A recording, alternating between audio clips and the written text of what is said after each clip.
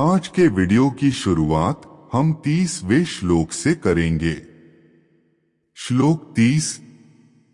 न च शक्नोम्यवस्थातु भ्रमतीव च मे मनः निमित्तानि च पश्यामि विपरीतानि केशव। शब्दार्थ।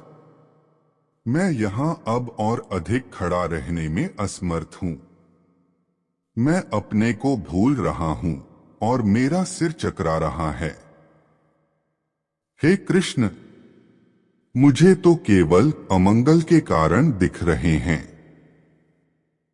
तात्पर्य। अपने अधैर्य के कारण अर्जुन युद्ध भूमि में खड़ा रहने में असमर्थ था और अपने मन की इस दुर्बलता के कारण उसे आत्मविस्मृति हो रही थी। भौतिक वस्तुओं के प्रति अत्यधिक आसक्ति के कारण मनुष्य ऐसी मोहमयी स्थिति में पड़ जाता है। भयं द्वितीया भिनिवेशतः स्यात्। ऐसा भय तथा मानसिक असंतुलन उन व्यक्तियों में उत्पन्न होता है जो भौतिक परिस्थितियों से ग्रस्त होते हैं।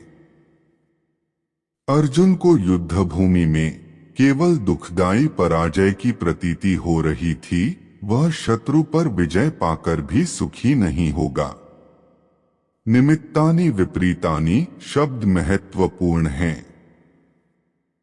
जब मनुष्य को अपनी आशाओं में केवल निराशा दिखती है तो वह सोचता है, मैं यहां क्यों हूं? प्रत्येक प्राणी अपने में तथा अपने स्वार्थ में रुचि रखता है। किसी की भी परमात्मा में रुचि नहीं होती। कृष्ण की इच्छा से अर्जुन अपने स्वार्थ के प्रति अज्ञान दिखा रहा है। मनुष्य का वास्तविक स्वार्थ तो विष्णु या कृष्ण में निहित है।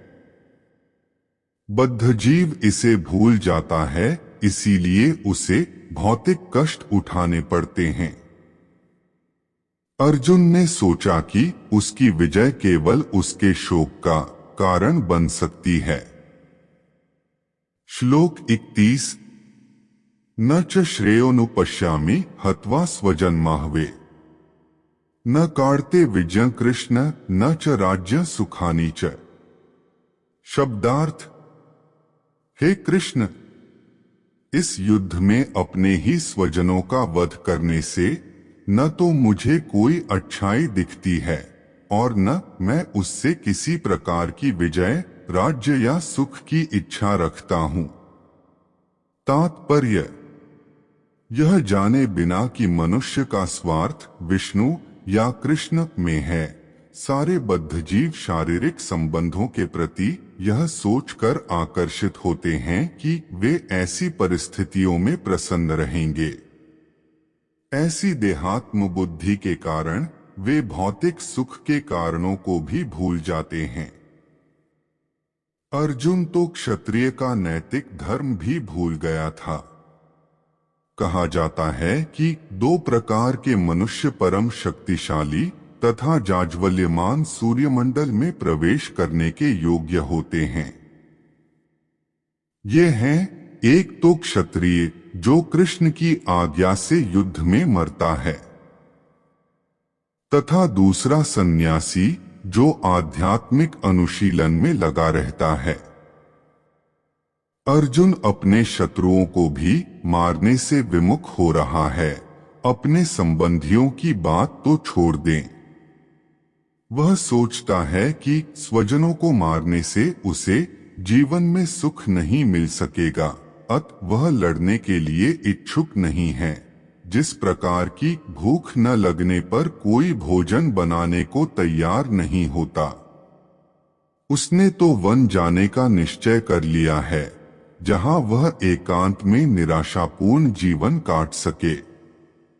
किंतु क्षत्रिय होने के नाते उसे अपने जीवन निर्वाह के लिए राज्य चाहिए, क्योंकि क्षत्रिय कोई अन्य कार्य नहीं कर सकता। किंतु अर्जुन के पास राज्य कहाँ है? उसके लिए तो राज्य प्राप्त करने का एकमात्र अवसर है कि अपने बंधु बांधवों से लड़कर अपने पिता के राज्य का उत्तराधिकार प्राप्त करे। जिसे वह करना नहीं चाह रहा है। इसीलिए वह अपने को जंगल में एकांतवास करके निराशा का एकांत जीवन बिताने के योग्य समझता है।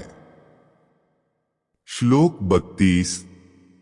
किन्नो राज्येन गोविंद की भोगैर्जीवितेन वा येषामर्थे कांक्षितं नो राज्य भोगाः सुखानि च। श्लोक 33।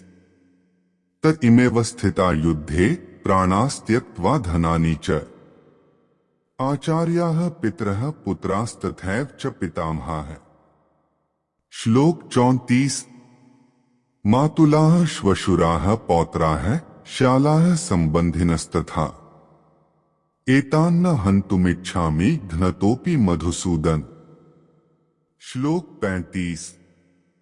अपि त्रैलोक्य राज्यस्य हेतोः किन्नु महि कृते निहत्य धार्तराष्ट्रान्नः का प्रीतिः स्यात् जनार्दन। शब्दार्थ। हे गोविंद, हमें राज्य सुख अथवा इस जीवन से क्या लाभ, क्योंकि जिन सारे लोगों के लिए हम उन्हें चाहते हैं वे ही इस युद्ध भूमि में खड़े हैं। हे मधुसूदन, जब गुरुजन, पितृगण, पुत्रगण, पितामह, मामा, ससुर, पौत्रगण, साले तथा अन्य सारे संबंधी अपना अपना धन एवं प्राण देने के लिए तत्पर हैं और मेरे समक्ष खड़े हैं, तो फिर मैं इन सबको क्यों मारना चाहूंगा, भले ही वे मुझे क्यों न मार डालें। हे जीवों के पालक, मैं इन सबों से लड़ने को तैयार नहीं, भले ही बदले में मुझे तीनों लोक क्यों न मिलते हों। इस पृथ्वी की तो बात ही छोड़ दें।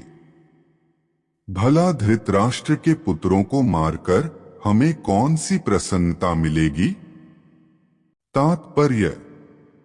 अर्जुन ने भगवान कृष्ण को गोविंद कहकर संबोधित किया, क्योंकि वे गांवों तथा इंद्रियों की समस्त प्रसन्नता के विषय हैं।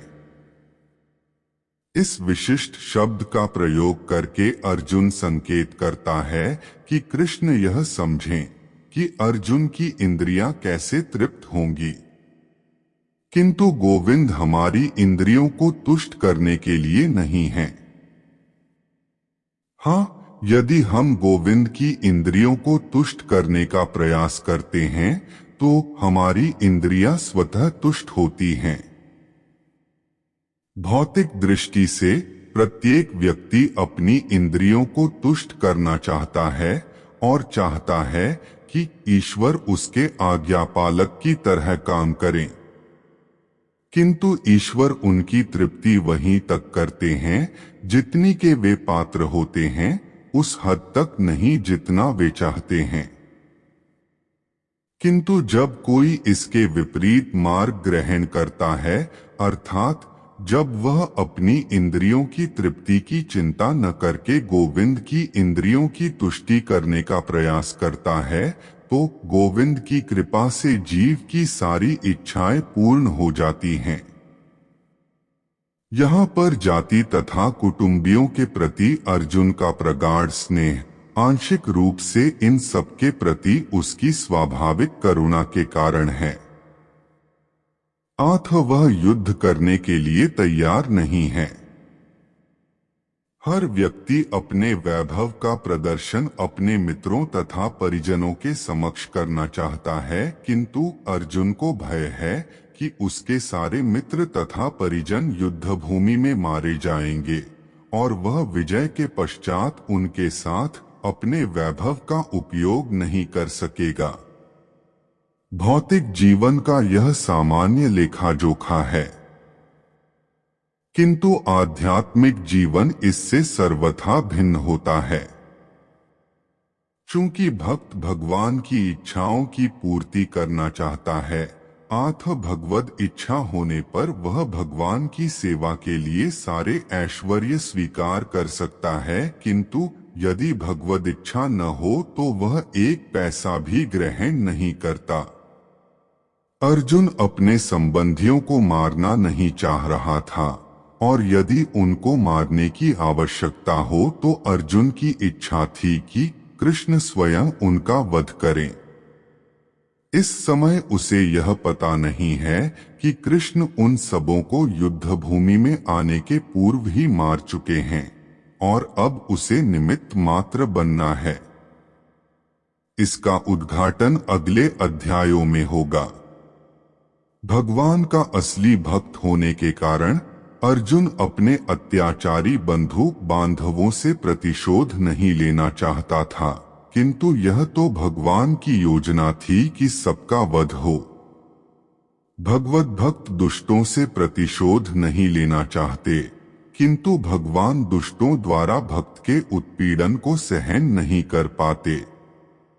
भगवान किसी व्यक्ति को अपनी इच्छा से क्षमा कर सकते हैं, किंतु यदि कोई उनके भक्तों को हानि पहुंचाता है तो वे उसे क्षमा नहीं करते। इसीलिए भगवान इन दुराचारियों का वध करने के लिए उद्यत थे, यद्यपि अर्जुन उन्हें क्षमा करना चाहता था।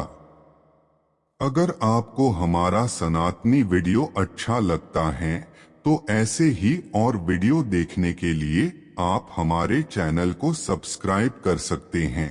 इसे अपने दोस्तों के साथ साझा कर ज्ञान को बढ़ा सकते हैं। धन्यवाद।